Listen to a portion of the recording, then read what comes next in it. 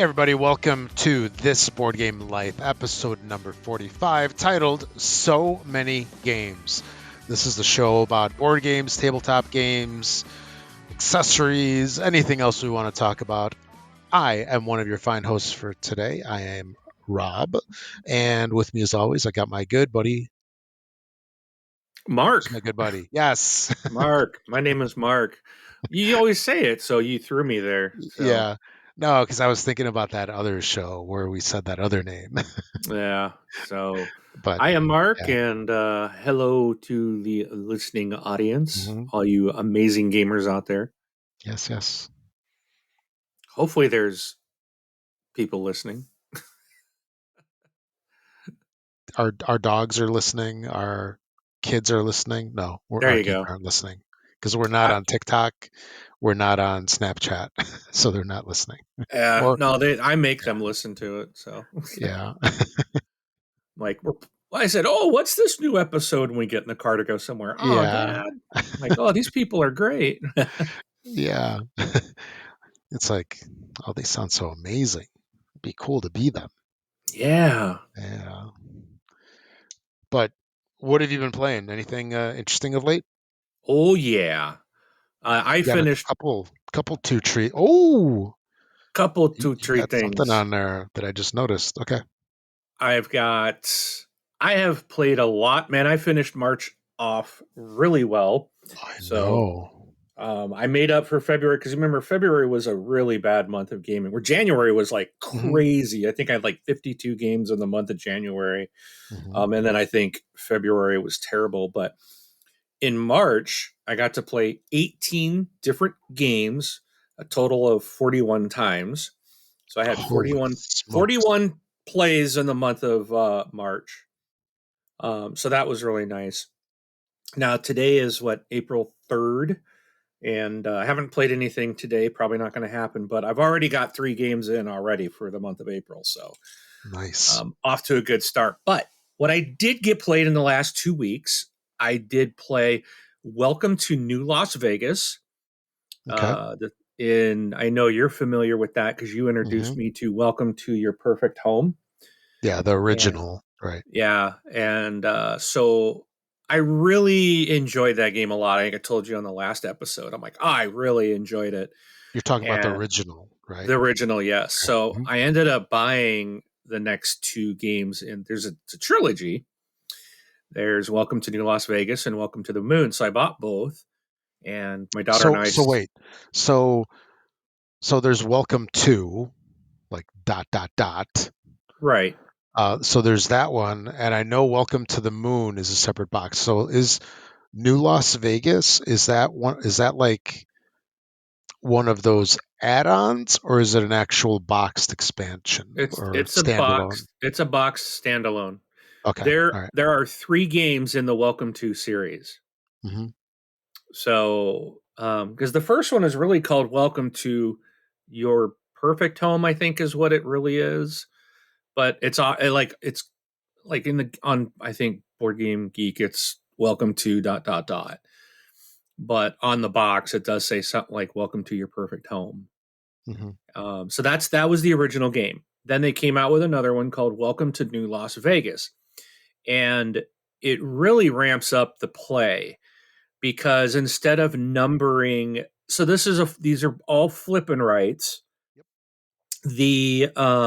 The Welcome to the New Las Vegas, actually, the paper, you still get the pad of paper, but it's like double sided, and so like you end up using like 2 sheets of paper um, when you're playing because you want to have your score page up and then you're marking your page down because you use the entire page now. So instead of having just a couple of streets that you're numbering left to right, you're basically building casinos. And at the very bottom, so you got several rows of casinos with the streets in between, and then you are at the bottom. So when you number your hotels left or your casinos left to right, and then you get a bunch of casinos all in a row from top to bottom, then at the bottom, if you're the first one to get all of the casinos in a row, top to bottom, if you're the first one to do that on a avenue, then you can circle the large hotel. Then your opponents all have to scratch out the large part, but then they can still get a small hotel once they complete a column of casinos. Some of the casinos, so like there was the original game has like what golf courses and parks and things like Hmm. that. The new Las Vegas has where some of the construction sites, some of the casino areas have a crane there because there has not been a building put there yet. So you have to actually use a construction card, and then you basically scratch out you cross out the crane, and then you got to circle this money because basically you're saying you borrowed money to build a casino there. Now, once you've built a casino there by putting the number in there, which comes on another turn later, then you can cross the money out because you basically paid the loan back. Um, Okay. so, but this one had, and then there's another feature is of the game is there's a limousine, and you can drive this limousine around, and you can move it from stoplight to stoplight for every time you use a limousine card. So you leave the airport and you kind of circle around, and you're trying to drive in front of water fountains, money, and VIP entrances to collect these types of things. But before the game ends, you have to get that limo back to the airport. If you don't, then you lose points for every stoplight segment that your vehicle would have moved, however many it would take back to the airport. So you'll lose points if you don't get back. Um, and then you got the large and small hotels, and trying to think of what else there is. There's a lot of different things with the scoring as well, but it's still kind of the same thing. But it's interesting because instead of going left to right, then there's also these city projects, and instead of like they've got some where you're scoring like your casinos instead of your little homes left to right. There's challenges to number your casinos, like if you get points for every, like instead of numbering them like 1, 2, 3, 4, 5 consecutively like that, if you're doing it 1, 3, 5, 7, so all odds are all evens, then you get points on that as well. And that like it really changes like how you're playing from the original game. Because then it's like, wait a minute, because at first I totally forgot about that because I'm just so used to trying to number them sequentially. And you're still doing it, but you can, if you can do it like odds or evens, there's more bonuses for you too. But you got to be careful because you may not be able to get all your numbers in if you're doing that, because it's still like a 1 to 15 is your numbers. But a lot, so there's a lot of, it plays very different. Um, and I think it's harder. It definitely ramped up I think the complexity of the game. So if anyone felt Welcome to was easy, then I would say try New Las Vegas because it Okay. definitely adds more. There's a lot more to it, um, and in a good way. It's actually really fun. My daughter and I really enjoy it. Nice. Then comes Welcome to the Moon. I played this weekend. This one, look, I'm not sure what to say of this one. You open the box is like double the size. It's still the same square, but it's like twice the height of all the others. Okay. You open it up, and now here's the rule book. You pull that out. Then there's a campaign book, and then and unlike the other games where it plays like 1 to 100, I think the original game says, and that's probably because there's like 100 score sheets in there. Yeah. Welcome to Las Vegas is like 1 to 50. Well, that's because you got to use both sides of the score sheet, and you got to have both out at the same time. But the third game, And you can use like a score sheet from a previous game, like the back. So yes, you don't have yes, to that's keep what we going do. back So and when we forth. play Yeah. one, we just flip them over to play on the next game. So Yeah. Mhm. we make use of it all. But Welcome to the Moon then comes with there's no paper pads. It comes with a whole bunch of dry erase boards, Okay. Like but dried there's out like markers. and dry erase markers. Or I said Um, dried out markers. Yeah. well, they're not dried out. We did use them this Yet. weekend, Yeah. Okay. but the game is very different. So there's like a campaign. So there's like 8 adventures. So an adventure is, think of it as 8 different boards. Okay. So where Welcome to had one board, you're playing one. You're playing the neighborhood. That's it. Welcome to to New Las Vegas is you got one. You got one map, one board, one sheet. That's all you're doing. Welcome to the Moon has 8 different ones, and each of those has 5 boards. So like 5 people can play it at once. Hmm. So there's each board has 5. So is that there's like, it's not 40 in the box, but I guess it's, I don't know. I can't do math, but it's too complicated. But anyways, so these adventures, every map is different. So like the very first one, and you can play them in any way you want. We just did the first adventure, which is a rocket ship. And you're still numbering stuff, but your numbers are, they've got like 0 to 15. So there is a 0. They also had a number 42. And at first I was like, why is this? What's this 42? And I'm like, that seems weird. Like, and it was the only number above 15, I think. Maybe there was another, it might have gone up a little bit, but that was the only number way out there, right? Well, then as we were playing, the number came up and it hit me. I realized they're paying homage to The Hitchhiker's Guide to the Galaxy. That's what that number 42 is from. So, and even the little robot from, I think he's in the movie version. I think I don't know if it's on the book cover of the book, but I was like, oh, that's from that movie or the book. So that's what the 42 is. So it's your highest card, so you can put it on the far right. But so I thought that was kind of neat. I'm like, oh, that's kind of cool. But my daughter and I played the very first one. You're basically trying to get robots, planning, water, astronauts. There's all these different things like were the original games, like you flip the number and then you use the corresponding card if you want, which would give you some type of power or effect.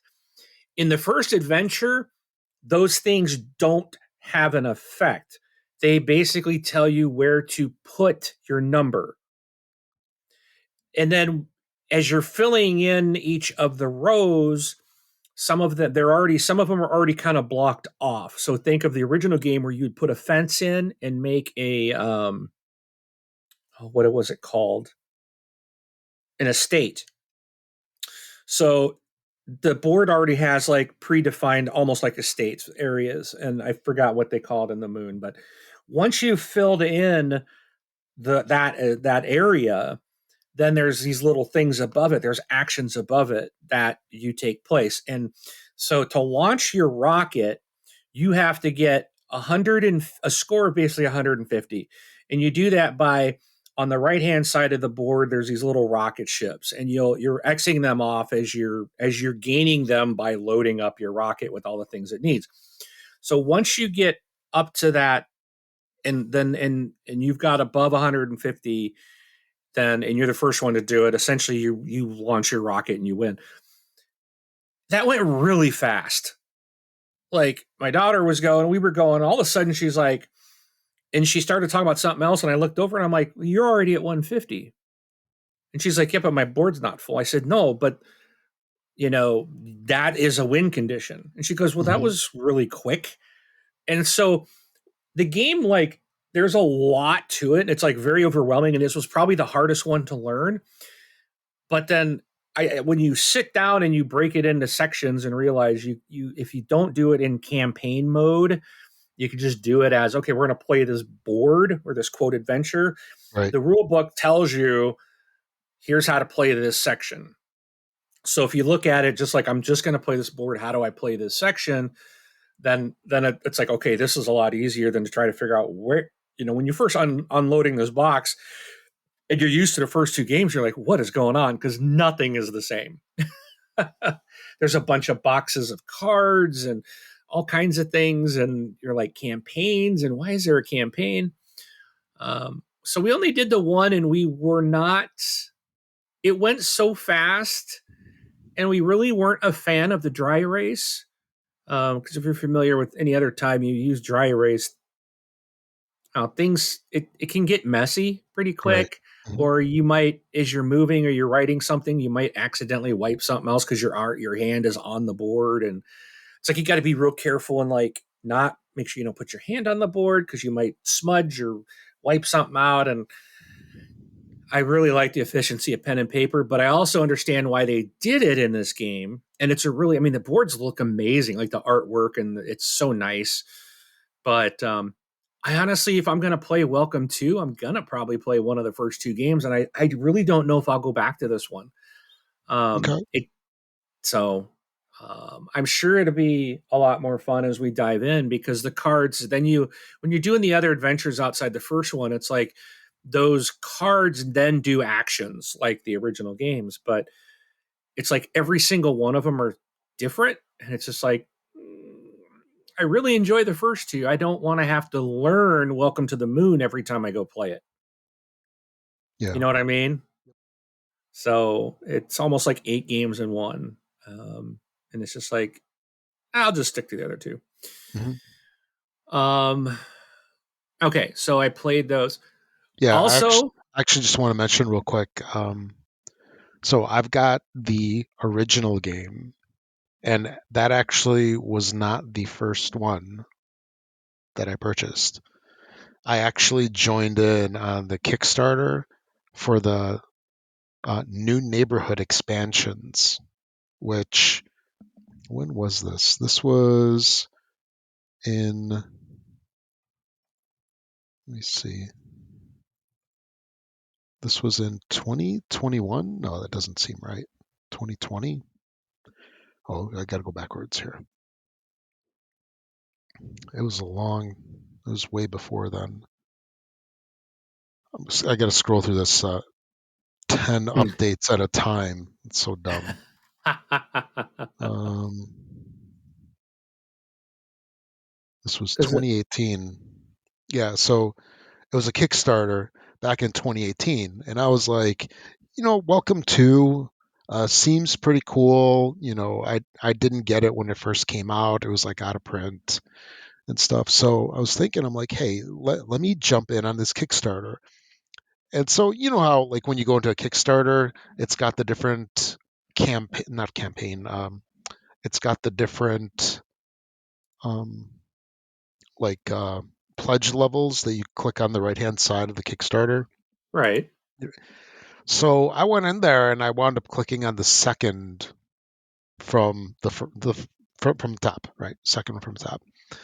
And then this Kickstarter finally comes in, and it's a small little box, cardboard box that comes in the mail. And I open it, and inside are four uh, like game pads, and that was it. And I'm like, what the heck is this? And I'm looking, and then I find out that what I actually pledged for was thematic expansion pads. And granted, they were kind of neat. Well, apparently, shame on me for not looking to see what I actually pledged. So maybe it's my fault.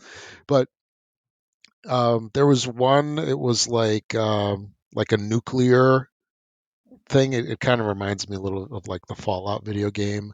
Then there's like a snow one. Then there's a zombie one, and there's a Halloween one. So there's four thematic pads, and each one's a little bit different. So that was pretty cool. But the thing is, I didn't have the base game. oh, So all I had was these pads, right? And the base game, it comes with a couple things, right? It's, I mean, other than like pencils or something like that. What did it come with? What did the so base that game come with? Yeah, so there was I player didn't get I aids. didn't get pencils. Yeah, so We you got we to do your own yeah, then. Yeah, so there's construction cards, city plan cards, right? So there's a bunch of Right. cards, the player aids, rule book, and then the sheet. So I didn't have any of those cards or anything. And I was really annoyed by this, and I reached out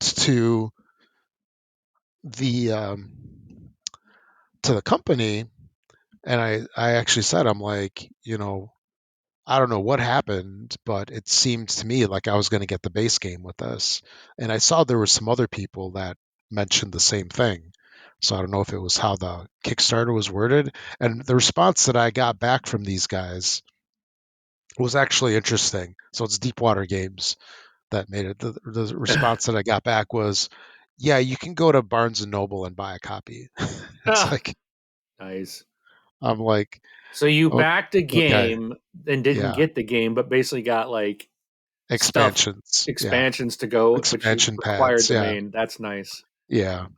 And, Nice. I was kind of annoyed by that, but eventually I did get it and I enjoyed it. But that was kind of a funky way to get into the game. So, if, by the way, so if you do like the base game a lot, you can get the new neighborhood expansions, which is, I don't think it's in a separate box, right? It's not a full on expansion, it's just like replacement, like pad refills. And I think they're only like 50 if I remember Bro. right. They're not full like 100 Okay. sheet pads, so they're a little smaller. But yeah, if you want some more of the base game with a little bit of a twist to the rules, check that out. I'll have to look at that. Yeah. hmm But Or anyway, sorry to okay. interrupt. Continue. No, you're not. I better not be. So also I got a game in that was on my really wanted list, and I talked about this last hmm time, Yep. Flamecraft. And that came in and I got it to the table. And Nice. my daughter and I really enjoyed the game. So it is worth the hype, or no? Um I mean I don't know. I mean that's a tough question to answer because everyone's different. hmm I will say this. I wish I could have got a deluxe version of this game. I really want the Oh, deluxe components. yeah. But we really liked the game. And my daughter was like, when it was done, she's like, I want to play this again. And Um, and this is a little bit of a like a medium weight game, maybe a little bit heavier than yeah, it's some of the it's games a you've been playing. worker placement, resource hmm gathering um game. It's not complicated. I mean, I'm old, I'm dumb, I'm slow. I Rob can makes fun of me all vouch the for time. those. Yeah, Yes, all yes. all of those. I struggle a lot. In fact, my daughter was giving me crap the other day. She's like, because on my next game I was really struggling too, and I think it's probably a really easy one, and I just couldn't Was wrap my head around it. But were you struggling to write your name at the top of the score sheet? Is that what you're saying? who am I? But so one of the things she was saying was like, well, you're buying too many games, and she's like, every time we sit down to play something, we're playing something new. She's What's like, so wrong you with don't that? really learn anything. Well, because she's like, you don't learn anything. So then she's like, you're trying to remember all this, and we don't Yeah, really get to play something good, But and I'm like, that's probably a good point because I'm always wanting to play something new, so I'm always having to learn it, and then it's like, okay, and then I play it once or twice, and out of the games, how many often do I go back to it? yeah, There's not a lot that I really go back because I'm always trying to play something new, which I think is a problem. It's like we and got so that's many games. and that is normal, by the way. But Flamecraft, we liked it. It's a cute game. hmm I love that the board is actually a player mat. Um, the I think it can be tough. The board is like long. The player mat's really long. It's so like we actually ended up sitting like next to each other on the Oh same yeah, side of the table, and I was just like, and of course, again, I'm in my 50s, and I got I got trifocals, and I'm like, what's that card say? But what I liked about it was it doesn't matter. Like they're based on colors, and your player aid actually tells you like what the power is. So it's like all the dragons do this. Each dragon of a certain type, like a color or a like, there's crystal dragons, iron dragons, bread, potions, leaf, right? Well, the leaves are green, right? Well, the green dragons do a certain special ability. So I don't have to be like some cards, like you're trying to read what the ability is. In this one, it's like, oh, I can see that's a green dragon. I can see what's out there to pick from, and I already know. I already know on my player aid what they do. So that's nice. It makes it easier on such a board where you're kind of spread out. And then a lot of the shops and stuff outside of reading like what a shop benefit might be, everything is like symbols. So again, not being, it's easier to play when you're kind of spread out. We're sitting from one end of that board to the other. So, but the player mat is really nice. Everything fits really well into the box. Very good quality. I just got the standard edition. Would love to get a deluxe at this point, but they want way too much money on eBay. Way too much money. But I like it. Well, this is one we'll definitely play again. Um, all right. So I also got another game. This one was new to my shelf and new to the table. I picked up. In fact, I called you the other night, and I was Oh like, yeah. Hmm. "I got a problem, Rob." And you're like, "What?" I said, "I'm going into the game store for my meeting, my gamer night with my crew." And I said, "I've got money to spend." And you're like, "Oh boy, you got a big problem." So I ended up walking out And I would with help you solve it. You actually didn't. Well, we ran out of time. Yeah. I mean, you were Yeah. giving me suggestions, but I think some of the things weren't there, and Yeah. some of the things that were there that you were giving me some suggestions on. But I ended up picking up Space Base, and I forgot. Oh, and Carcassonne, the Oh, 20th a new anniversary one. edition. Yep. Yep. Yeah, and because like Carcassonne, I picked up because I'm like I really like King Domino, and I swear I've played Carcassonne somewhere once before. Hmm. I think I have played it at one point, and so it's kind of been one I've kind of wanted to get and play. So, um, but I picked those up. But we did play Space Base.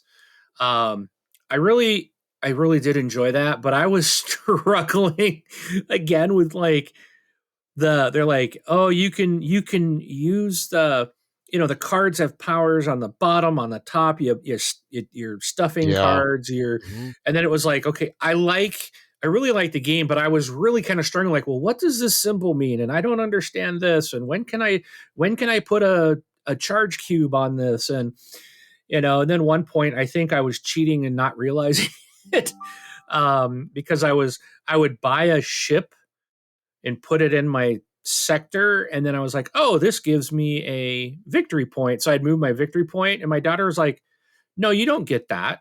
I'm like, yeah, I just bought the ship. She's like, no, you bought the ship to put in there. You now, when you on a next turn, when you roll your dice, that's when you get it. She's keeping you honest. She is, well, mm, she Or is she's manipulating because it I so she wins. That's what she's yeah, doing. because I have to keep an eye on her too. Yeah. Yeah. But no, she's actually really good. She can read through the things and it makes sense to her. And I'm like, I just don't get this.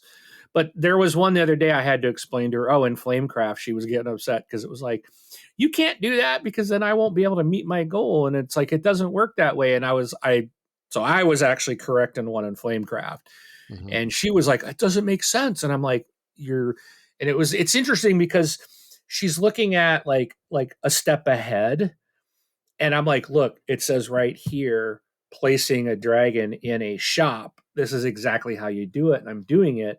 But she had like the next step of like how to, like, she has a bonus card at the end of the game if you have all the same dragons in a shop, and that was going to ruin that for her. But like it wouldn't allow it because she's like, you can't. But I'm like, no, the game will allow it. And we had a card. There's another card where a dragon allows you to swap dragons from one shop to another. I said, so you can get to it. but she was so, and then, and Yeah. it was like 5 minutes later, she got that and was the ability to do it. And I said, Hmm. see, I said, see, Nice. you got them all. Hmm. Um, Oh, but then she was, and so and she by the does way, it back. yeah, We keep each other honest. nice. No, I was going to mention. This just occurred to me when you said the deluxe version. Lucky Duck Games does have upgrade packs, by the way. That are out of stock. Yes, but they do have them, so you're aware. I'm aware. Yes. You're like, They don't, oh yes, I am they have aware. the miniature dragons and they have Like the wooden pieces. the wooden pieces. They Yeah. don't have the metal coins, which I really, they're just, there's no denominations. They're just gold coins. So I could pick up probably any kind of metal gold coin to Hmm. replace them, Yeah. and it'd be fine if I find some down the road. But um, yeah, I'm just waiting for those to come back in stock, and I'm assuming Actually, they're going to do it. I just pulled up their site. They do have all three. I They mean, do have the all coins three are, too. yeah, all three are out of stock, of course. But I thought yeah, there was something that was in the Kickstarter that was not on their site. yeah, very possible. Oh, okay. Maybe. Well, that's good to know because I'm gonna try. I'm gonna just keep looking, and hopefully they'll have another run. They're supposed to. I reached out to Lucky Duck about the game itself, and they're supposed to do another printing here this spring. So I'm hoping they'll do the upgraded components as well. So I'll keep my eye on Yeah. their site. Anyway, so Space Base, really did enjoy that. That was fun. I did enjoy that kind of. It reminded me of Splendor and um, kind of like a Wingspan because you're tucking cards. Yeah. But I liked that. I love how you can. And what I really like about Space Base, one of my favorite parts was, and there was only two of us playing, but even when she's playing, when she rolls, I'm still doing something. Like Yeah. that is like, and so even with more people, Simultaneous action. Yeah. yeah. So like even if you have more people, every time someone rolls, you're going off their dice, you're getting points or victory points or money or something based on what you've tucked. And I had like on my eighth sector, I had a lot of cards tucked there. It's just that's just kind of the way it started. And at one point, I had a charge cube that had a cube on it that would double the resources at number 8. And I was already getting 9 coin every time she rolled an 8. And she hit it when that thing was on. So I got 18 gold or coin or whatever you want. Not income, because income is separate than your credits. I think they call it credits. But I got like 18 of those things. So I was able to get some nice upgrades after that. But you're also trying to make sure that all of your sectors have something tucked so that you're getting something. So it was interesting that like, yeah, I could add another one to the 8, but I also need something under 2 and 5 and so it's interesting to see how we both kind of played. Hmm. Um, and it was a lot of fun and she enjoyed it I think till the end as I ended up doing very well. So, um, anyways, let me move on. I still got so much more. Played. I did get now my shelf. What I had committed to playing and getting off my shelf of shame last show was a game called Unmatched: Little Red Riding Hood versus Beowulf. We played one round of it. Neither my daughter or I really cared for it. She thought it was okay. I mean, she thought it was okay. I think she kind of liked it, but I was just Was it like, was it unmatched period, or was it just this particular one? "Oh, this was the only one I've ever played," Okay, and I think it's unmatched. I gotcha. don't think it had anything to do with the characters at all. It just felt, I don't know. It wasn't real to me. It wasn't really interesting. Um, I think something like Godzilla Tokyo Clash is a lot more interesting. You're still battling and fighting, using cards to come up with ways to defeat your opponent.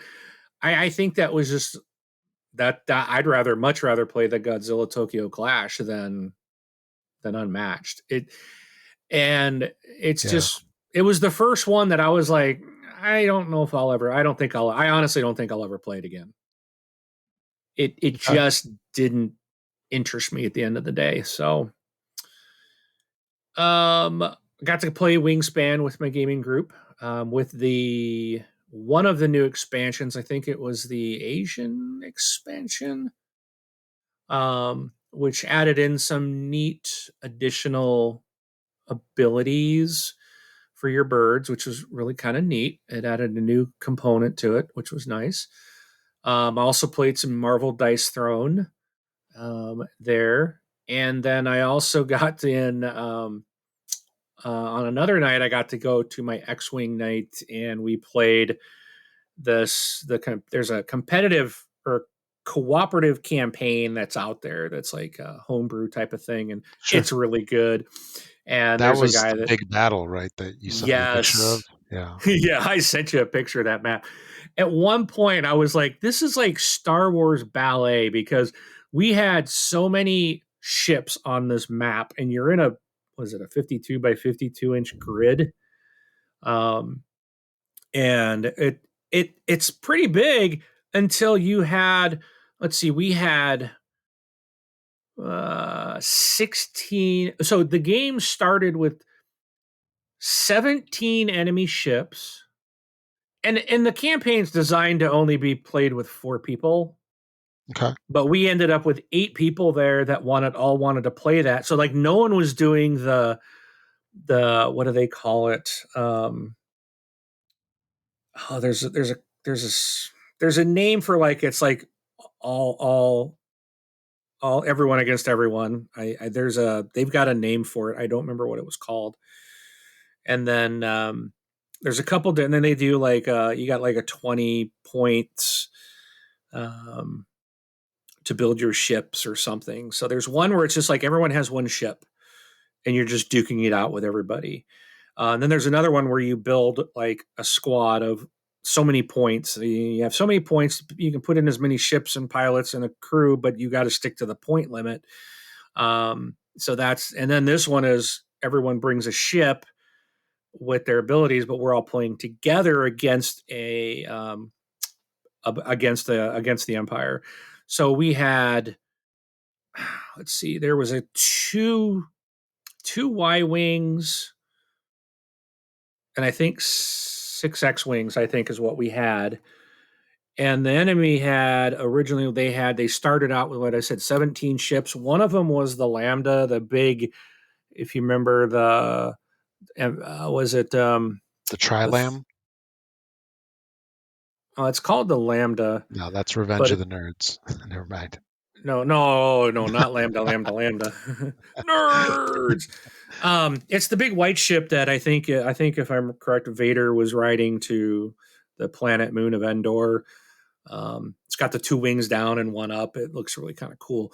So that thing, and Yeah. it provides like power and shields and stuff to all the enemies. And there was 3, 6, 9, 12 TIE fighters, and then four. Um, what were they called? Defenders, I think. TIE defenders. They're really cool looking. Um, and so it's like we sneak in and we jump them, right? And so basically you got to take that big ship out as fast as you can, and he's fully loaded and he does some serious damage. But you end up with so many ships once everything starts moving, and it's like you're just like trying not to run into each other. You're trying not to run into the enemy ships.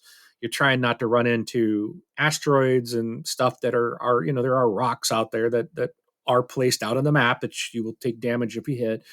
And it's like after a while, they were so tight. Like we were just, and it was like a ballet of trying to make everything work. And every pilot, even though we're cooperative, we're saying kind of where we're going and where we're going to end up, but everyone's doing a different maneuver and everyone's moving at different times. So like how it all worked out was pretty crazy that we really did had very few run-ins, and it was pretty crazy. We ended up really slaughtering the AI, so to speak.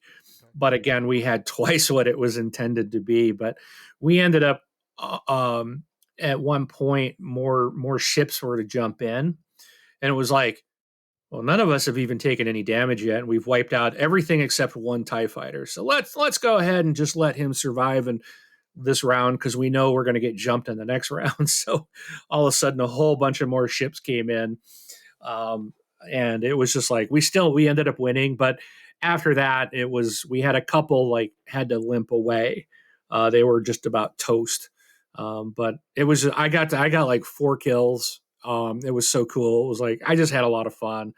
It was the first time, and I actually didn't take any damage. It was like this is the first time I didn't actually take damage, and I was actually destroying other ships and just I had a really good time. It was really fun. It was like my favorite mode with the X-wing miniature game. So, but 40 minutes later, I'm still talking about what I played. How I about know, you? right? Yeah, I'm sorry I played games. All right. Oh, what it's can I okay. say? It's titled so many No, games. I know, right? No, no, that's I think a lot of us in the hobby have so many games, and it's nice to see that you are playing so many games at the same time, right? Yeah, it's there's stuff I want to go back and play too. One of the concerns is like, okay, I've played like Everdell once and I kind of liked it and I want to play it again, but now it's like rats, it's been too long that I feel like I'm gonna have to learn it all over again. And it's like, okay, maybe we won't play that one. And some of these, it's like I Yeah. want to play, but it's like when you've only played them once or twice, you got to relearn it. Yeah, I mean, you do, and like anything, so I mean, the hobby is kind of funky from the standpoint of we really feel that like every game that we buy, we really need to play it like 10 times or something like that to get our money's worth. But, that's not realistic. You know, Yeah, we wind up having our favorites, right? That we go back to. And then I don't know if it's I mean, I don't think it's necessarily a symptom of, you know, being, I'll call it a content creator of sorts, right? Where we're doing a podcast and we want to talk about stuff or such, but the desire to play the new hotness, to play the hot game that's out, I mean, it's really strong. And, it does make you also want to have these new experiences. So it's a couple of different angles, right? Some people like to collect games, right? They are collectors. I yeah, would say that to some degree I do fall into that category where I like to get the new game. I like to look at it. I don't necessarily like to have it on my limited shelf space, but I like to get the games and to know that I have it. And I also like learning games, right? And I like yeah, playing them. And it does feel good to like learn a new game and go like I feel smart. I figured out this new game. It's like a challenge. It's like a challenge to learn a game, even though it's yeah. sometimes you're on the struggle bus to Yeah, do it. the But struggle bus. yeah, I like that. yeah. But in the end, there's only so much time that we can actually play games, and then you do wind up with your games of like these are the games that I really really like. For me, I mean, it's like Manhattan Project, Castles of Burgundy, Downfall of Pompeii. It's just there's certain ones that hold a special place in your heart just because you really like them. And sometimes it's even just because you had such a good gaming experience with it, Yeah. right? Either it was the game or the people that you played with. There's something that made it like really special. And at the same time, there's a lot of games that aren't really worth a second play. I hate to say that. Well, it it yeah, makes sense. yeah. It's like Unmatched. You played that game. Do you really need to give it 5 chances to see if you like it, or do you play another game that you like? Yeah. You know, so The good it's thing is I don't have to buy all the copies of Unmatched. yes. That So was the one thing. I was like, I'm glad I don't really like this. That's going to I save know, me a lot of right? money. Exactly. And I think Unmatched, I think it's on Steam and stuff too. So there's another way to play it. But anyway, I kind of did a repeat of a bunch of stuff. Took some games over by the folks that I've been playing games with lately, and we we played Azul again. We played it twice, and then we also played Escape again. So I was sort of not upset, but I did want to get some other stuff to the table. But it was fun playing those games. And the thing that really surprised me too. Wait, I don't know if I mentioned them all. So I played yeah, Pompeii, Escape, or Downfall of Pompeii, Escape, Curse of the Temple, and Azul, the original. And what was really surprising to me is this is the first time I broke out Pompeii with that group. They really kind of struggled with it, which I thought was really interesting because I thought it would be received a little bit better. But so the thing about Downfall of Pompeii is there's like a it's a couple of different games in one. So I remember talking about this. I don't know how much detail I went into this a couple of shows ago. But Mark, it's so this is a game that actually has like two phases. We'll call it two phases. So there's a map of the city of Pompeii. The first phase, you're you're pulling cards off of a stack. You got a hand of cards. You're playing cards, and based on the cards that you play, you're placing people into the city. Well, actually, I'll call it 2.5 phases. So you're placing people into the city. Then it goes into phase 1.5, where now you're placing people into the city. And then you're also doing relatives in other parts of the city. So now it's sort of like an accelerator of getting more people out in the city. And that clicking is really loud, by the way. And so the uh, second half of the game, what you're then doing is the volcano erupts, and now you're trying to get people out of the city. And basically, the more people you rescue, that's your points. That's like your victory points. And it was really weird. It's like everybody kind of struggled with it, but then at the end of the game, that's when they kind of latched on. And I don't know if it was just it was too much. To me, it's a really simple game, and it's an old game. This thing came out in like 2010, maybe.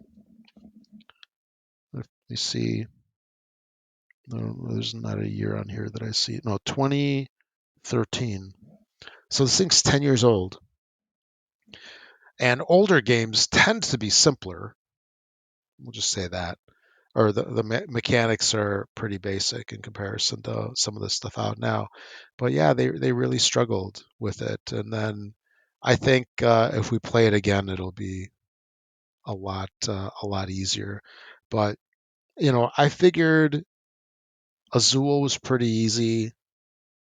Escape is fairly easy, although it tends to make people panic because there's that time pressure and you got to go really fast in the ambience. And then Pompeii was the funny thing too is I I know we talked about, I think it was last episode where we were talking about different terminology. Was that last episode, Mark? Yeah, that was. Yeah. So this is take that. I guess is a good way to put it. And then there's a married couple over there, and it was very interesting. They tended to go after each other, like "take that," and I'm like, "Is somebody sleeping on the sofa tonight? I don't know." But But yeah, it's so I just did a repeat of those three, and yeah, I'm looking at my copy of The Downfall of Pompeii right now with a nice hole in the box for my heel. Remember that? I think I mentioned that last. Yep.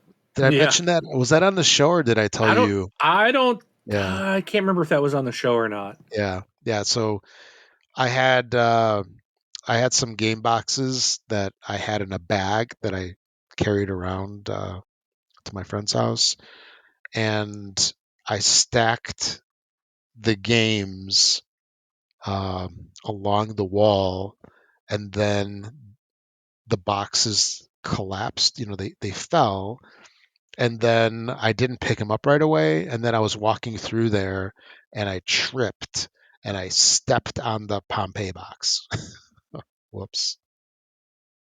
So that stinks. Wah, wah, Yeah, wah. yeah. That So sucks. yeah, I stepped on that, and I stepped on Ganz Clover. So Oh, both of them. But I think Downfall of Pompeii. I think that one's out of print because it's a Mayday, or no, I'm sorry, Mayfair Games game. Yeah, and Mayfair Games is kaput. They are no more, which stinks. So yeah, I doubt we'll ever see a reprint of that. But I have a copy with a torn box, but everything inside is just fine. But yeah, duct tape it. yeah, yeah, and I'm disappointed that it's kind of jacked up, but I'm I'm not so, what's a good way to put it? I'm not so crazy about keeping everything in pristine condition anymore. I'm past Well, that. now you're not. Yeah, especially. Oh, you can't. Yeah, and that's what I'm probably not sharing is when I stepped down, I went, no, I like howled in agony. But anyway, yeah. So I think that's it. Yeah, I think that's all I played. All righty. So I So have a what do we got? question for you. 52 minutes later. So Yeah, I have one. I just have one.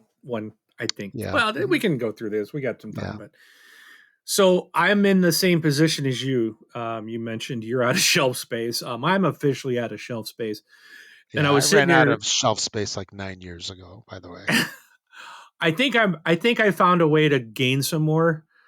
Um, I've have your got kids my go to college. That's give how. me your bookshelves. No, Um, give me your room. yeah, yeah. My oldest is going to come home for this summer, and is going to find that all his bookshelves, all his books have been emptied off onto his bed, and I've put my games in his shelves. Yeah, that's funny. But I think that's so funny. so Yeah, I've got what 4 games on my desk here. I think I got 2 still in my duffel bag from the other night, and I'm like, I couple have a spot there, but I've got what 1, 2, 3 that don't have a spot, and I'm like, okay, I think I see where they can go because one of my shelves, I have drop mix, if you remember that. yeah, That's sitting upright, like because it's not a high box, but it's long and yeah. wide, but it's not Hmm. tall. So it's standing up so you can see what it is, but it takes up basically the whole top of one of my Yeah. shelving units. And I was like, if I rotate that and stick it out, I could put I basically got a whole new shelf up there. So I might have to do that. So you Um, so you're doing phase 2.5 where you're doing game Tetris to fit it. yes, Yeah. Okay. yes. And I was like, maybe I should get rid of some of this stuff. So then I got more room. But that's tough to do. It's like I just started the hobby. I don't want to purge stuff already, but like a lot of the stuff, we had a ton of stuff to begin with. Hmm. And it's like, well, maybe I should just get rid of all that stuff, donate it or take it to the Goodwill or, Yeah. where I found a bunch of good stuff and then just get, more things that I'm more likely to play. Keep, I want my villainous and my dice thrown, and Yeah. Because you know, when you first get into the hobby, you're like in mass exploration mode where it's like everything seems interesting. Everything seems new. It's a new experience. And then eventually you find the games that you tend to like. Like, I really don't care for auction games or negotiation games or some area control games. So I stay away from them. And, yeah, those games that have those mechanics for whatever reason, if they go away, will you really miss them? exactly. Like I could get rid of Unmatched. I was about to say, yeah. It will not be missed. Hmm. So, but I can't get rid of Welcome to the Moon because I have the first two. Yeah, See, there's the problem. Is I am that partial like completionist or collector. yeah. That's a problem for me. And now So Deepwater Games is saying success. Marketing is saying success. yeah. We got So him. but Yeah. so I don't my shelves, I've just had basically mine are like bookshelves. And one of them is a printer stand that I had it's a printer stand that, you know, you put the printer on the very top. Well, I think it's designed to put the printer underneath. Like it's got these doors you open, and then the printer was on like a shelf that slides out. Sure. Well, I've never done that. I'm like, I always hated that because mine is like a scanner, printer, copy, all that crap Oh in one. yeah. So I've Yeah. always had it sit on the top of it. Yeah. And I put like paper, right? Paper and ink and stuff underneath. Well, I've already taken all that stuff out, relocated it, took the doors off, and used that as now it's two shelves full of board games. And I've got three other very large shelves full of games, and I'm out. And so I was telling my daughter, I'm like, I need to get more shelves, and she's like, no, you need to stop buying games. Don't listen I to said, her. She doesn't know what yeah, she's talking about. she doesn't know what she's talking about. She's young, she doesn't Yeah. understand. But um, but I don't have what is it? Kallax, Kallax. Kallax, Yeah. Kallax. And I was like, well, maybe I should just get rid of these and buy Kallax, and will it give me more space? And what is the deal with Kallax? Like, it seems like that's the type of shelving that everyone is supposed to have for their board games. Hmm. But it looks like it would not hold. It seems like they would hold only a very specific size of a game, and some of my stuff I think would not fit. Okay. Like I think my dice throwing battle chests are too big. Very possible. So what's the attraction where everyone always like, here's my Kallax, here's my Kallax? It's I see it all the time. Yeah. So, IKEA has like a bunch of different shelves um, that they sell, and Kallax is the latest version. There was one prior to it called, it's like, I don't know if it was Expedite or Expedit. It was something like that, but it was very similar. And I think the Kallax is kind of like just a cheapened version of it. It's just slightly different. But the the thing about shelves, and this is a very highly discussed topic in the board game world because shelving is a huge problem, or lack of is a huge problem for people. But everybody tends to have their favorite, and you'll hear Kallax most often. IKEA also has another one called Billy, I think, and then one called Besta, if I remember right. Each one's slightly different, and they have some different advantages. Now, I have 5 Kallax and I think 1 Expedit, or maybe 2 Expedit and 4 Kallax. But and they come in different sizes, so they're like squares, right? They have these like square shelves, and you can get them in like 2x4, 4x4, and I think 5x5. I think, and maybe a 2x2. So those are different sizes you can get them. And the reason why people like the Kallax is because the holes for the games are very close to the big sized square boxes. Do you know what I'm talking about? It's a very common size, bigger than Space Base. I'm trying to think of what game you might have.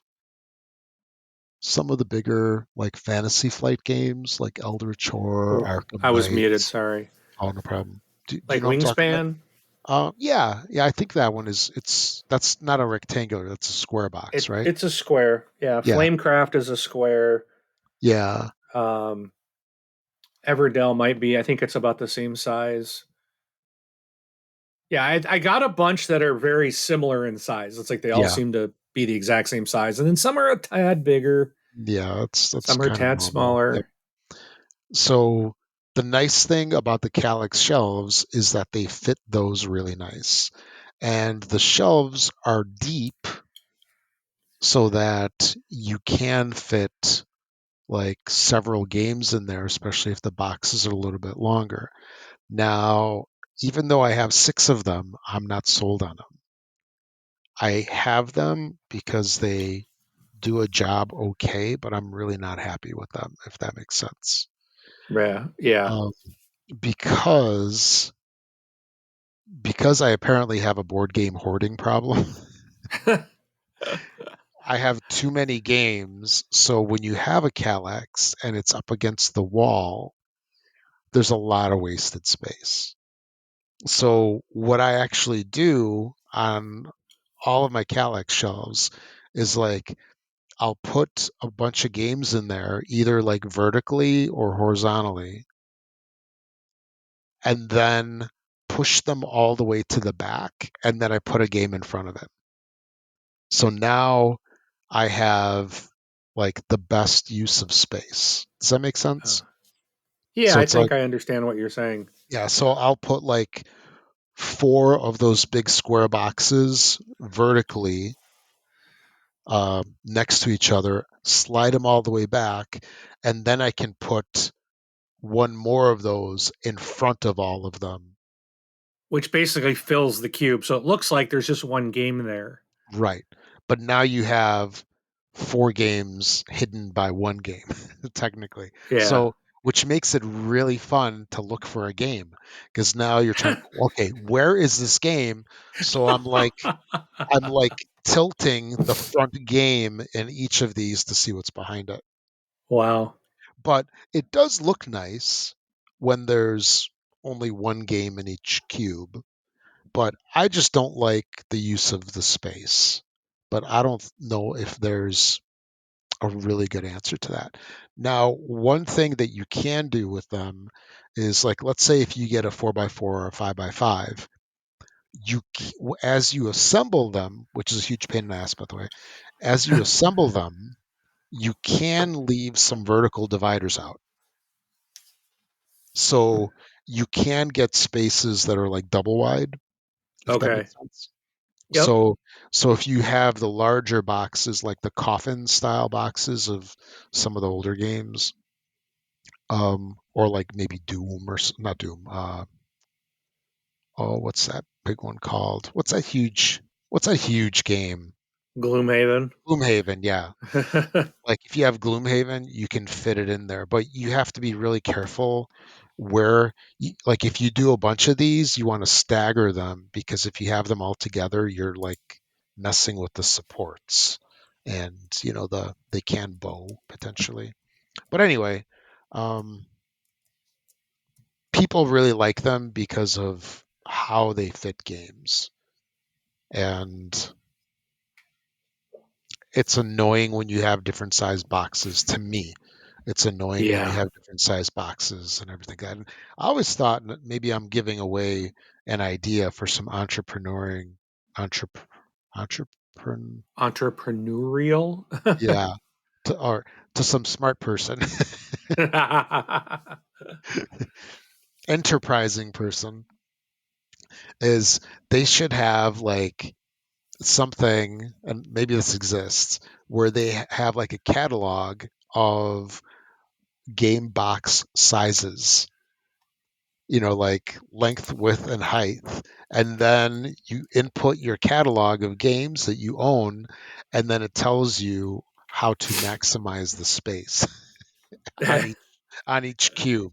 It's like you go. which box. It's like basically figuring out and maximizing Tetris style the space, so you can. It plays the game for you.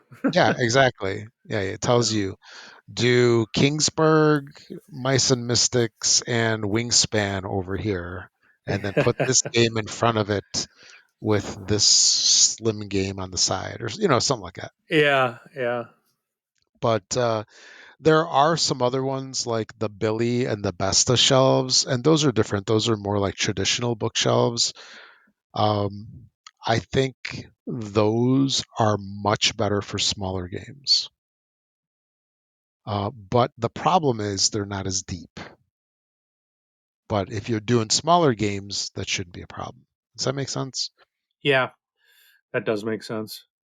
So, like, if you have, like, I think, like what I'll call a smaller box would be like Splendor. Right. It's like it's more rectangular. That one, let me see which one's which. I think I might have the best of shelves. Yeah, Jai Jaipur and Parks is a smaller one, and but then you run into the issues of like for like Wingspan, for example, you got the main game, but then all the expansions are different sizes, yeah, and it's like that messes everything up. And I want to keep everything together. yep, yep, So I guess that's where you put Wingspan on the front, and then you hide the expansions with a bunch of other crap behind it, yeah. so no one sees the mess. hmm Actually, Oh, yeah, I do have two Billy shelves. That was the other one. So I think those are pretty nice for the. Actually, no, I think three shelves. One is really narrow. So I have two like normal sized ones, maybe like 24 inches wide or 30, something like that. And then there's like a really narrow one in between. And like I said, those are pretty good for the much smaller games, the odd sizes. But yeah, it's if you want to see Kallax shelves in action, pretty much go to any board game store. I think they all have them. At least most of the ones that I've seen. I'm serious. yeah. They're like so popular that the stores even have them. And what's cool about them is when they're used in a board game store setting, because they're like open on the front and the back. There is no like back wall to the shelf. Right. What the stores often do is they put them in like aisle dividers, kind of, and then they put the games back to back. So when you're in one Right. aisle, you see one game, and when you're in the other, you see the other one, Oh yeah. from the back side, right? Right. That makes sense. Yeah, and you can use those as room dividers as well, of sorts. But yeah, I I guess ultimately the real problem is that the game companies come up with a million different sizes, and I don't think there's any good solution. But I appreciate Calyx for what it is. I don't think it's Yeah. the perfect solution, but it's popular. Well, it's not going to be perfect because every game is a different size. Yeah. And you know what? So then you have those Speak. stupid tin can. Mm, Yeah, I know. ugh. Yeah, I think I've got like three games in those tins. Hate them. Hate Yep. them. Yeah. So Yeah, it was what Forbidden Actually, Island, Forbidden Forbidden Desert, both Island, are in a can. yeah, Desert, and then I think I have one from Stronghold Games. I forgot what it was called. I think Sushi Go and Sushi Go Party Oh are yeah, in tin cans. a couple of those really small ones. Yeah, And then, of course, Ramen Fury's in a bag, yeah. which is cool, but it's like, that doesn't display well. That No, doesn't fit on my shelf. yeah. It's cool until you're looking like, where am I gonna put this? Yeah. Drawer, never to see daylight again. Yeah. uh, Uh, Speaking of drawers, I actually did pick up. Um, so for the Kallax, they do have. I'm assuming it's my Kallax. They do have like a drawer insert, which is kind of nice. So in one of the squares, I actually have like a double drawer set up, and that's where I have all my little card games. oh, that's nice. Yeah, so you can just put them in there, and it's a nice little holder for them. Then, speaking of shelves, not too long ago, I saw a Kickstarter for a gaming shelf idea, and it was just like it's a gaming shelf where you basically have one game per shelf, and it's some kind of like modular setup. Have you seen that? No. No. I was like looking at it. I'm like, this is a cool idea. What a huge waste to space. I'm never getting it. Oh, goodness. No, because it like slides like a copy of Wingspan in, and then it's got like some space up above it where then there's the next shelf. So it might be like 2 inches maybe. And then you got another shelf and then you slide another game on top of it. So each shelf appears to be like equidistant from, they're all like equidistant from each other. And it's like 2 inches in between each shelf. I could fit like 7 more games. That does I don't not work. I know. I don't care. I don't care if I stack the games on top of each other. Heck, and I've got a room that has like stacks of like 12 games high on the floor. Leaning Tower of Pisa is what it is. But but yeah, and no, that's the thing about Kallax. It's they're deep and they can fit lots of different sized games, which you struggle to do on a normal bookshelf. A book like a normal bookshelf is not very deep. Yeah. No, yeah. And thankfully, the shelves I have are all very deep. Um, they are some really good shelves. So I love what I have, but I need more. Yeah. The problem is I'm out of room. It's like, all right, I'm gonna have to take out this wall, knock this wall down, combine with the next room, turn it into one big giant room, so then I could put a lot more shelves in, and then I could actually, I've actually, it sounds crazy, but I've actually thought about it. If I did that, then I could get one of those fancy board game tables, Oh yeah. and then I wouldn't. We could play in the game room. Hmm. So there's that thought. Hmm. Yeah. I just need to win the lottery. That's Exactly. it. Actually, All here right.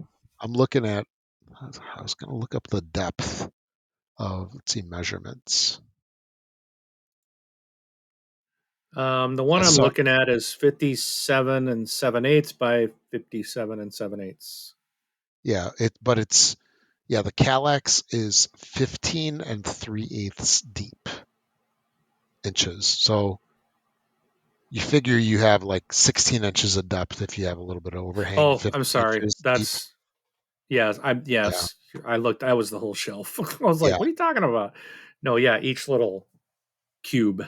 yeah. So it's like 15, 16 inches deep. Whereas like the Billy that I talked about, that's the other one that I have, those are Yeah. 11 inches deep. Okay. So 5 inches. I mean, that's like the depth of a board game, right? Yeah, that's quite a bit of space. Yeah, And that's the thing is like if I could do something with all the little stuff, I've got like two shelves full of just small things. yeah. It's like I really need to get rid of them and or Hmm. I don't know, throw them in a drawer somewhere. Well, I Yeah, actually have four drawers full of stuff too, card games and all that. It's just like yeah, I'm really out of space. yeah. And And they then you also, get what do you do with the play mats? Like the play mats are yeah, rolled up and got to be somewhere. And this is a problem, Rob. This is a problem. yep. I was not prepared for this. Nope. Too many games. Too many games. Yep. That is a problem. It the problem is not we don't have enough time to play them. The problem is where to put them. Where to put them? Oh, we Yeah, can't play them till we put them somewhere so that we can see that we have them to play. exactly. Oh. All right. Well, I appreciate that. So Yeah, no problem. that's all that I had. Did you get? I know you got you. I mentioned my new games I got this week. Did you pick up anything? Yeah, I don't know if I mentioned it last time, but I picked up Joan of Arc. I think I might have mentioned it. Joan of Arc. It's an Orleans or Orleans drawn right. So I got that. I think I did mention that one. And just today, hot off of the Ups truck is Small City. So this is a game that I kickstarted from Alban Viard. He does some pretty good stuff from Viard. What's his Viard Studios or something like that.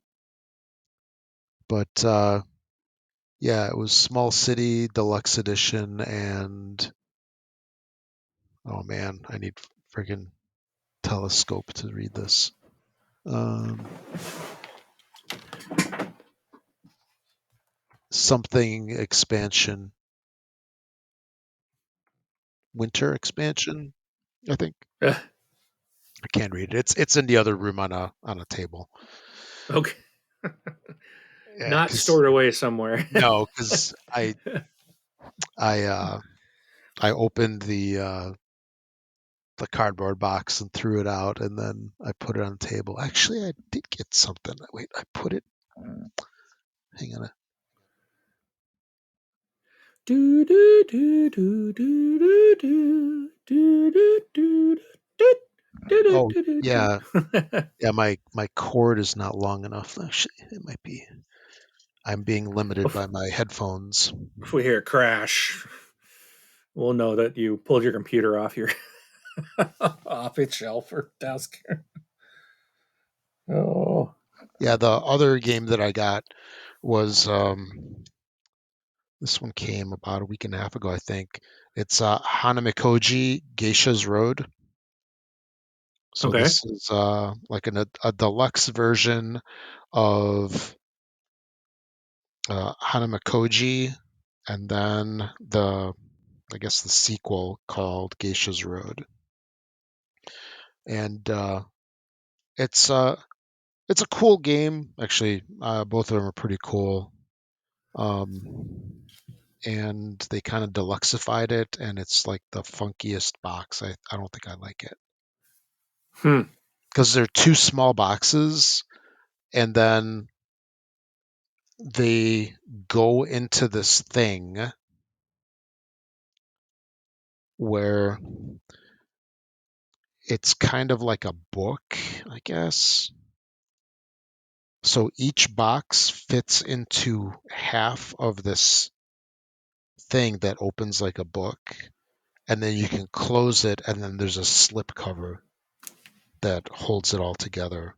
Oh, If I don't know if I'm explaining that properly. I know what that. I know. Yeah, I understand what you're saying. Yeah. So basically, it holds both of those boxes together, and then I mean, but it looks nice. But I don't know. I might do the unthinkable and like pitch this thing and just have the two separate boxes. But the nice thing though is that it holds it all together so the boxes don't open up, Not, which yeah, is exactly. which is a problem with some games when you hold them when you store them vertically, like oh, that freaking panda game. I forget what it's called. It's called Tokaido. the freaking Tokaido. panda game. Yeah. Tok yeah, Tokaido or Takenoko. Takenoko, that's it. Uh yeah, that game for some reason the box like if you so you have a closed box and everything's in its place and you put it on a shelf and don't touch it for like 4, 5, 6 weeks, when you come back to it, that box will be open like half an inch and all of the cards and crap would have fallen out. It's amazing. Yeah. I have like put this thing back together probably a couple dozen times by now. And it's amazing. I should have like a time lapse camera, just like snap a picture like every couple hours, and then you could see this thing how it like slowly like opens, probably like a poltergeist is opening it. But anyway, yeah, that's about it for me. Anything? Oh, you already Uh, mentioned your stuff. yep, I'm good. So Have you ever played Carcassonne? I I think I did. I really do think I did at one point, maybe a long time ago. Yeah. And but it looks like it's going to be something similar, not the same, I know, but something like King Domino, which I Mm, really enjoy. So mm, as the fact of tile placing and um, so I picked up the what is this, the 20th anniversary edition. yeah. It's in a nice box. I was looking at that one. So I It's like did pick that up. I was looking at that one, but I have like a couple of versions of it already. It's like I got the original version, then I got the big box, which has like a million expansions that I never play with. I thought of that. I looked at that big box because like this 20th anniversary edition was like $50. The big Yeah, box was like $90. yeah, But I'm like, I probably will only play the that's I'm trying to like first of all, where am I going to put the big box? Second of all, I might only play this once or twice. yeah. And I don't know if I like it. So I'm like, I actually ended up being able to buy Space Base Hmm. because I didn't buy the Carcassonne big box. Yeah, So I got two games instead of one. So yeah, yeah. For the big box, you really, really, really, really gotta like Carcassonne, I think, because yeah. I've had the big box forever, and I don't even know if I've played with anything more than maybe one or two expansions. Well, I guess you might have to bring it to Indy with you. Oh hell no, I'm not bringing that big box. Even though I have a big truck, that big box is not coming with me. Do you know how many miles per gallon I'll lose with that sucker in my vehicle? It's like So, I need space for all the garbage I'm probably gonna cart back with me. all right. Yeah, Well, I'm going to call you out because you have a game on your shelf of shame that you have yet to play. And I've I cleared know. out, I think, Yeah. 3 or 4 games in the time that you've had this. And I've had to Hmm. put a new one on my shelf of shame list. So, are you going to get baseball highlights, a dice game played in the next 2 weeks? Come on. You Maybe can I do will. it. Maybe I'll force my son to play it with me this week. You can do it. I'll You br- can do it. no, Make him do it. I'll bribe him with like $100 Xbox gift card. No, you can say you will do this, or you're going to go mow the lawn or something. you Yeah, know, you got to be like, you got to give him a choice of something he really doesn't want to do, with scissors. or the game. So, Yeah, but I'm going to put Last Defense on my list. I don't really know what it is. It was when I was first building the collection. I think I got this. I I've was never heard on of that. the Unboxed Boredom. I don't think it came from there though. I Hmm. think this one came from Amazon. Had a couple of games were like $10 or something, and Oh, I, they're I so garbagey games. I don't know. It looks like it might be fun, but I think it's gonna be. It kind of looks like it might be similar to Horrified. Oh, it's a Funko game. So I'm gonna get that one at the table. That's my commitment in the next 2 weeks to play Last Defense. Oh, I think I saw this at a store. It doesn't look bad. No, So you're the city's last defense. Oh, there's an audio track that's required to play. That's well, there you interesting. go. Adds to the ambiance. Yeah, that's kind of like what's it called? Escape. There you go. You've got 20 minutes to defeat all the threats and save the day. So I'm gonna try that one. So, but that's all I had. That's it for me for the week. Okay, let's see. Want to close it out then? Yeah, we got like Sure. an hour and a half. That was a long show. Yeah. Well, most of it was what we played. So, Yeah, which is exactly. No, that's cool. that's the That's point. absolutely. I love hearing about that stuff. To me, that's like so entertaining. Yeah. Yeah. And yeah, I mean, I've listened to some other shows, and it's like they talk about one game for the whole thing. I'm like, I Hmm. don't want to even listen to the show. So I like where they talk about things that they are playing and their experiences. So, Hmm. and I enjoy talking about it. So, Yeah. but And yeah, and like there's some podcasts that do like 3 hour shows on one game. They talk about the history and stuff. My attention span is delete. that big, apparently. Yeah, exactly. Yeah. I'd rather play a game. Actually, no, 3 hours. That's maybe like 2 to 3 Couple games. games. Yeah, Yeah. absolutely. So, not that we're knocking anybody. We like our co-podcasters. Oh, absolutely. Absolutely, we're not like that. I But listen to a lot, so I'm glad they're absolutely. there because I'm learning things from them too. Oh, heck yeah. And all right, so I think that's it for episode 45. And my name's Rob, and we'll catch y'all next week or in 2 weeks. And my name is Mark. Catch you at the table.